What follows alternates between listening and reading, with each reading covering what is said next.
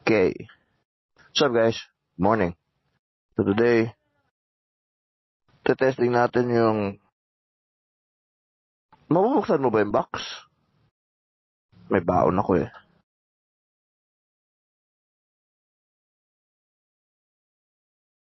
Cardo app. Recording kasi sa Cardo eh.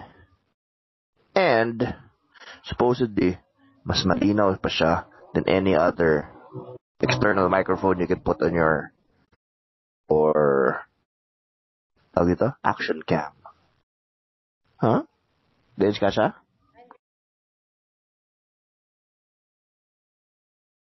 Bobo dun yung box ko, liit eh, no? Dito sa gitna. Na. Yung susi.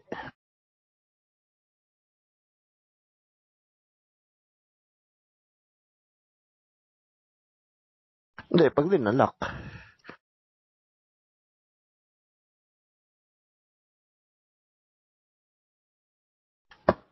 Okay.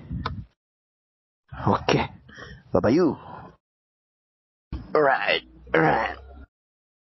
So again, testing natin yung audio via the Cardo app.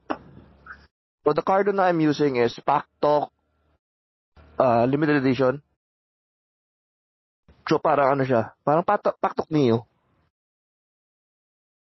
Mahal kasi nung PacTalk Edge. Tapos same lang, ang difference lang sila sa Edge is mas malaki yung speaker sa tenga nung Edge. Tapos JBL. Ito, hindi JBL. So if ever na bibili ako ng bagong helmet, tapos gusto ko siyang i-JBL, bibili na lang ako ng second helmet kit na JBL. Ko-connect naman siya doon. Maganda sa PacTalk Neo, mesh type. So, hindi siya Bluetooth. Tapos, voice activated, yung mga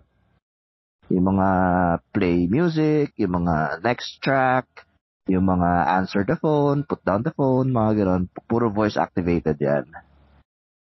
So, very convenient. Di mo kailangan hawakan si Cardo. And sa lahat ng sabi sa internet kasi wala naman ako ibang na experience na intercom. Yung PacTalk daw is yung pinaka okay. Meron pa isang mahal yung Sena. Pero wala, lahat ng kakilala ko Cardo yung gamit. So, para makapag-usap kami, if ever mag-ride kami, Cardo na din ang kinuha namin Tsaka enjoy kami sa Cardo. Lalo na nung ginamit namin siya. First time namin ginamit nung nagtagaytay kami. Okay din. So, short ride lang tayo ngayon. Pupunta lang tayo sa shop. Kasi, puta ina mo, malalaglag ako sa kanal. Kasi, tayo ay nag-testing lang naman nung Cardo PacTalk. So, what do you guys think about the voice quality? Is it better than an external mic? So let me know down below, and I hope you have a nice day. Bye-bye.